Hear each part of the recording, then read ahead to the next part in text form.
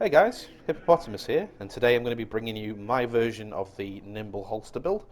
Um, I've gone a little bit different than everybody else on YouTube, and I will explain my reasons for that as we get into it. But yeah, let's just start the normal way that we do and go through the build. So, starting with our specialization, we are using the firewall. There is a few reasons why we use this, and I'll go through these now. Firstly, I'm using the tactical short grip unlocked through the shotgun.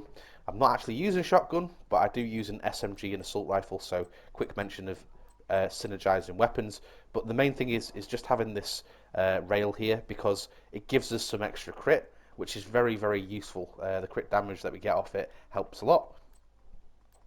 So the talents, the Bull Rush, 30% armor during cover to cover moves is quite useful. This helps a lot because we are going to be covering to cover quite a lot. It's one of the main focuses of this build, so I think that's quite a useful talent to have. We have the Tack Link, which allows allies to deal 10% more damage to enemies that are within 10 meters of you. It's okay, not a waste really, it's extra team damage, and that's something else that we are providing the team. We are actually providing the team more damage utility as a damage dealer. Usually damage dealers are quite sort of selfish because they just do damage and nothing else, but this allows you to do damage and help the team. We have the fiery response, really good if you get caught, well, no other way to put it really, with your pants down. If an enemy surprises you in PvE and takes all your armor away, you're going to set them on fire if they're within 5 meters of you, which can allow you to either cover to cover to gain that armor back, or deal with that enemy directly by killing them. We won't be using the shield in this build, so we can just sort of forget about that one. The enriched magnesium, 20% extra burn duration. I guess that's going to help a little bit with the fiery response, but nothing directly that we're using on our build other than the flamethrower when we do pull that out, which is the specialization weapon. The front line recovery is actually quite useful. 30% health on kill, we're going to be killing a lot. And health isn't something that sort of naturally regenerates unless you're out of combat. So given that if we sort of stay out of combat for a minute, if we just hide, we can get our health back. This allows us to be a bit more aggressive. It lets us get right down to our health and then get a kill and then sort of cover to cover. And not only have we topped up our health, we've also topped up our armor. Usually that's how things will lead to you getting one-shotted. What will happen is all your armor will break, you'll lose some health, you'll get your armor back, but you'll still be low on health underneath. Something will break all your armor, and because you're low on health underneath, that insta puts you down, and hey ho, the next thing you know, you're getting picked up by your hive or a teammate. So it is useful and it is helpful with this build because we are quite squishy.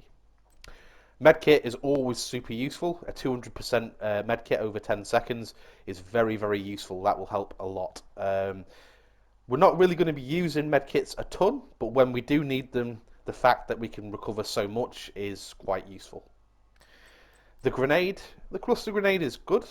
Best used in close, sort of small, in confined spaces, I guess I'm trying to say, because the cluster, when it spreads out, enemies tend to jump out of it and roll around. However, if it's a small enclosed space, the multiple clusters will allow you to do multiple hits of damage, which is good.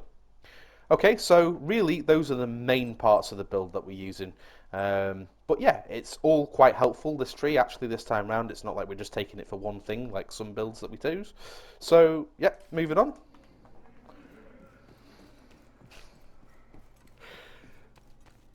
Right, let's take a look at the build and see what we're rolling with here. So, for my first weapon, I'm using the Dark Winter SMG. This comes with SMG damage, crit chance, and damage to targets out of cover. It also has the talent Perfect Killer. Killing an enemy with a critical hit grants 90% crit hit damage for 10 seconds. The main thing to really note about this is it's just for like enemies that get close, that push us. It gives us a way of dealing with enemies and burning them quickly. It's not really something that you're going to be using from a long distance, but when enemies start getting close, as we are sort of pinned to cover a little bit more, the ability to burn an enemy quickly as they're getting close is quite useful because the closer they get, the more dangerous they become, especially if you're trying to stay in cover and not really move around. You don't have the same maneuverability as somebody that can just openly walk around. I'd just like to point out this is part of the reason why on the firewall table we took the attachment, the tactical short grip, and I'll go through that just a little bit more in a second. But All attachments on this weapon are crit hit damage, so that would include the scope, crit hit damage, that would include the barrel, which is crit hit damage, and then the grip allows us to gain 15% because we are actually over the crit cap on crit chance. We are about 66, I believe. So this allows us to grab back a little bit of crit damage rather than having to use a crit chance mod or say like an accuracy mod. The long barrel is quite useful because we can install this tactical short grip. We also have an oversized magazine on this. Okay, so for my second weapon, I am using the Strager. So the Strager is a really great gun. It hits hard, has a slightly lower magazine, but it's that utility of helping your team again whilst maintaining bin damage. So I'll just go through this dead quickly. It has assault rifle damage, health damage, and damage to targets out of cover. But the talent is what's going to help us and our team do more damage. So what this does is it's called Unnerve, and killing an enemy will apply a mark on every enemy within 20 meters of that kill. Multiple marks can be applied to the same enemy, so that means it stacks. The max number of marks that can be applied to an enemy is 5, so up to 5 stacks on any enemies in that area. All marks on the enemy will disappear after 10 seconds after the last one has been applied, so you need to keep killing to keep this mark up. And what each mark does is it means that you're going to deal 15% amplified damage to each target that's marked. So this build sort of focuses around 1, doing damage, and 2, offering more damage out to teammates utility-wise. So we're not like a selfish damage build where we're just like the old raid builds, glass cannon, chest piece, and we're just trying to do as much damage as we possibly can. This build is actually allowing your team to do more damage as well, and this weapon sort of fits in with that purpose. You could use a different weapon if you don't have this. A good one would maybe be the Caretaker, because we are focusing on crit chance, crit damage, so that would be a very viable option. But you can use whatever you please here. It's not a problem to use something different if you don't have this. The pistol, again, I feel like I always use this pistol. There's a couple of choices here. I use the TDI card. The main reason on this build that I use the TDI card is because we have no skill tiers. So once we hold the pistol, if I have 2 teammates that are on the floor, I can hold the pistol in my hand, and you must hold the pistol in your hand. Sorry, I do take it as a given that most people sort of know that the skill tier only applies when you hold the pistol in your hand, to get a second shot in my hive. So if those 2 people are down, I can have 2 shots in my hive instead of the 1 and pick both of those people up. Or if there's 1 teammate down, I can use the pistol, pick up the teammate, hold the pistol in my hand, and then I'll still have 1 shot left in the hive, run over, pick it up, and that will allow me to keep my hive while still picking up a teammate that was in a potentially risky situation. Okay, so that's the explanation for that. The main talent that I'm using is just preservation, as we are focused on crit chance, crit damage. We're doing a lot of crit chance and crit damage across the board, so killing enemies shouldn't really be that much of an issue, and what this is going to do is just play into that healing factor that we have.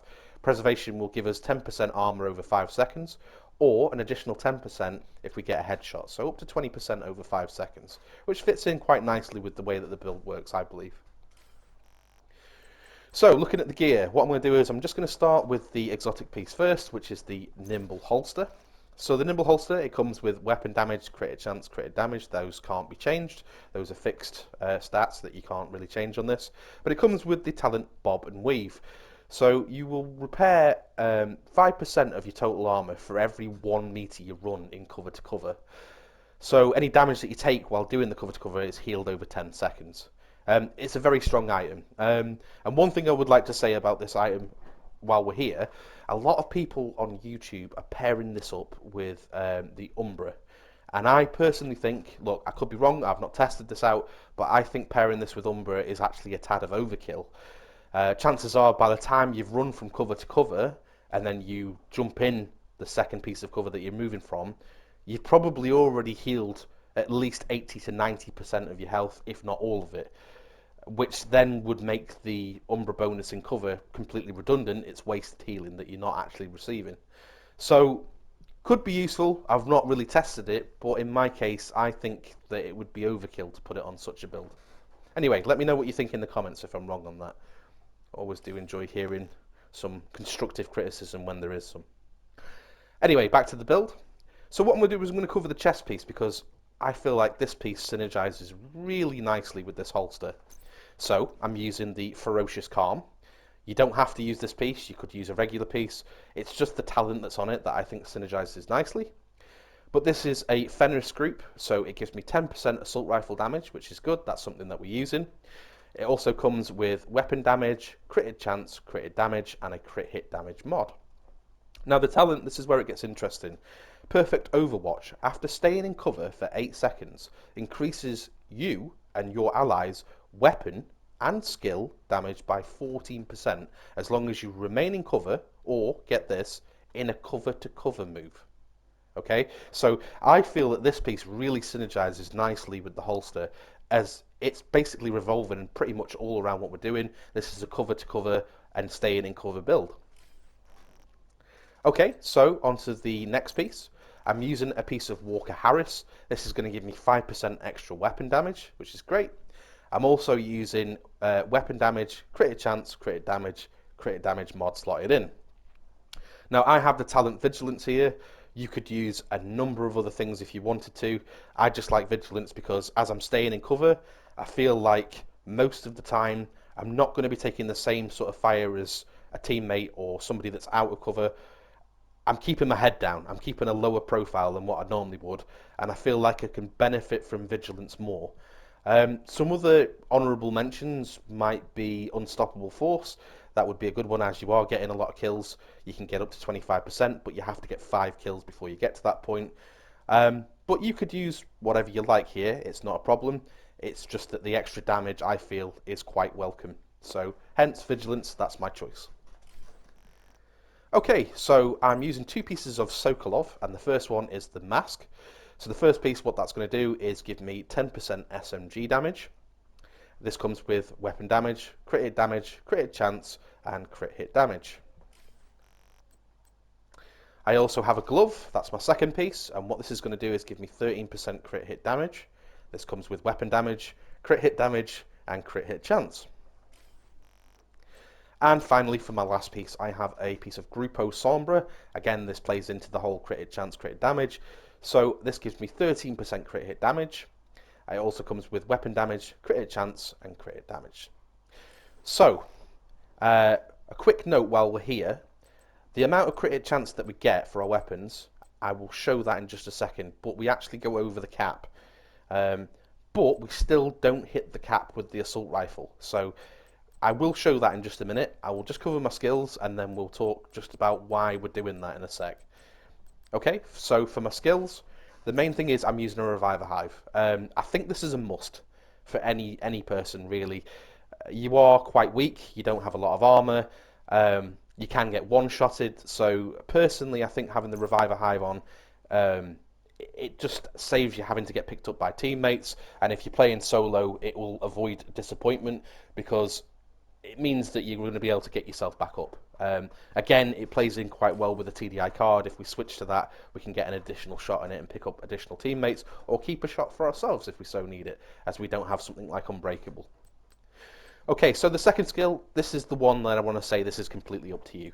You can use whatever you want here, especially considering the fact that we have Overwatch on. We could use an offensive skill, which would give us more damage with that skill. It's going to give us 14% extra. So a turret, a drone, whatever you please here. The main one really is just not the shield because we're staying in cover to cover. A Seeker Mine would be good.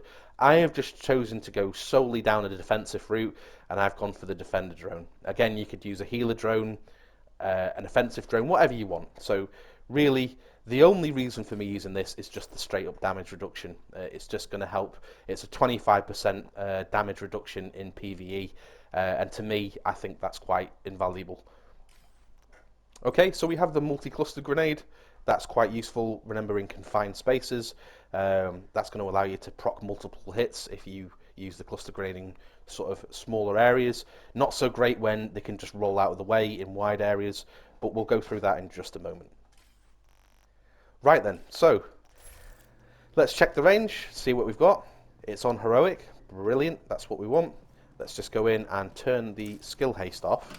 And while we're here, let's just go through what we were talking about. So, if we go into our modifiers, we see that we're active right now, which allows us to go over the cap. And you will see that we are at... Okay, maybe we can't activate it. Right, one sec. Let's just turn that on. Right, yeah, let's just turn this on. So you can see that we were just at 60 a second ago, right? Which, again, will help. But now, if we turn this on, we're at 66. So we're 6% over the cap with the SMG. I don't like wastage, but again, with the grip, this is going to allow us to get some of that back. And if we switch weapon, we're still only at 57 with the Strager. This is the closest I can get it either side without too much wastage. 6% wastage still feels like quite a lot, but given that I'm only 3% off the cap for the Strager, I think that's about the best I'm going to get it. Anyway, let's get back onto the build. Sorry about that. That was just a little caveat that I'd like to explain before going on to the actual stat sheet. So let's just check skill haste is off. It's off. We can see some accurate reflections. Let's go over the stats. So using Perfect Killer, again, that's just for me, 90% crit hit damage increase, which is going to give us over 300%, roughly, yeah, 304% if I do my maths correctly, which sometimes I don't. And we're using Unnerve, okay, on the assault rifle. Again, this is playing into the team factor, so 1 selfish talent and 1 team play talent. Then we also have Preservation on the pistol, just allowing us another source of healing. Okay, so what I'm going to do is I'm just going to scroll through the damage numbers dead quickly and let you have a quick look. You can pause the video if you so please. Quick disclaimer, if you don't have wristwatch level 1000, you're not going to be hitting the exact same numbers as what I'm hitting, so just please bear that in mind. Okay, so a little lower at 51. I was actually wrong about that, so it's 51. Sorry, sometimes I do get things wrong. These are live. Okay, 60 on the pistol. Okay. So, weapon damage is high. And we can see that reflected in our stats here. Okay. The main gear talents is Vigilance, Perfect Overwatch, and Bob and Weave. Brand sets are as follows: Sokolov 2-piece, Walker Harris 1-piece, Fenris 1-piece, the exotic holster, the Nimble holster, and a piece of Groupo, allowing us to hit high crit damage numbers. Armour is quite low, unfortunately. This is something that is the weakness of the build. However, we try to mitigate that through the multiple sources of healing that we do have. We also have health on kill as well, which is going to allow us to get a third of our health back near enough on 1 kill, which is going to keep that uptime for us while we regenerate our armour. That's the main reason, like I say, you're going to get one-shotted, is just because of that low health pool underneath. So, the skills that we're using, we have the Hive, and we have the Defender drone. Okay, so onto the build. I think the main things we really want to see is just what we're hitting for, numbers-wise.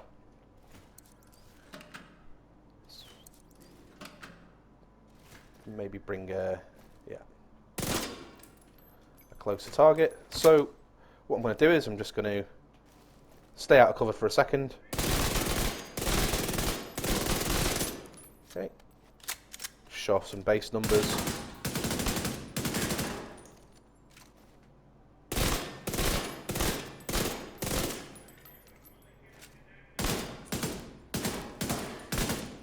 Right, let's proc some damage, and let's also get into cover.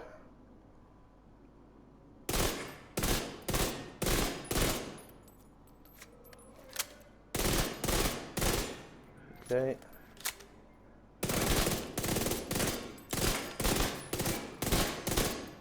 So about 600,000 when we're hitting to the head. 680,000 there. Okay, and then what we can do is we can also build these stacks of Unnerve.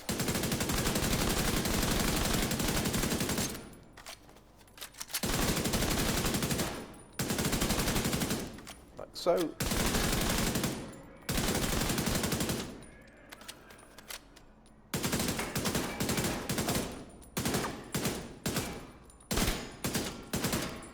Okay, what I'll do is I'll just show a armoured target as well, very quickly, with this been a damage build.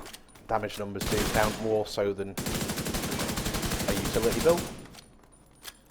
Although we do offer some utility.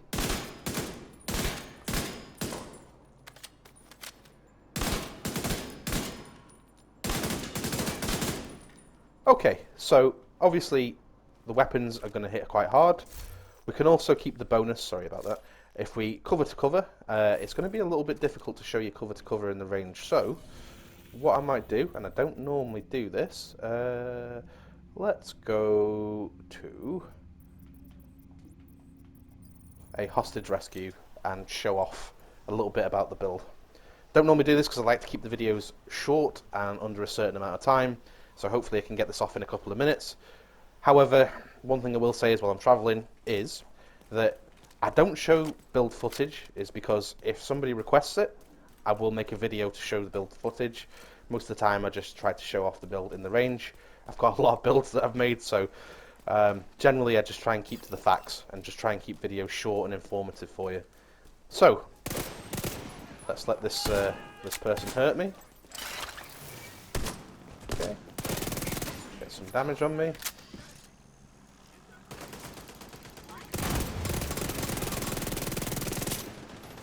See, the bonus is now up.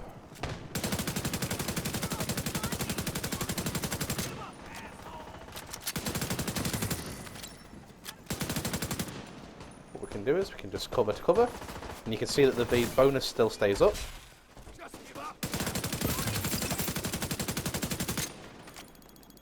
And unfortunately, this is the way that we have to sort of play. We think about cover to cover, and if we take significant damage, we can just run to a different cover. Bit of fire over there, that should be out by the time I get there. Health is completely back. So this is what I mean about, you know, sort of using it with Umbra. I feel like it just might be a little bit of overkill, you know. It just might just do more healing than what you need, which to me is a waste. Okay. So we'll just finish this off and then I'll end the video once this completes.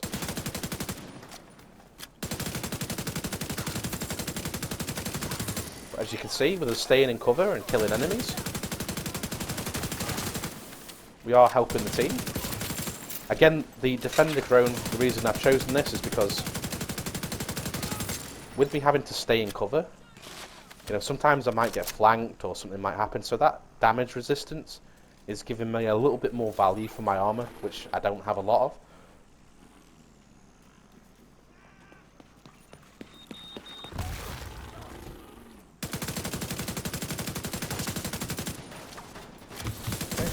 These guys and talk to the hostage.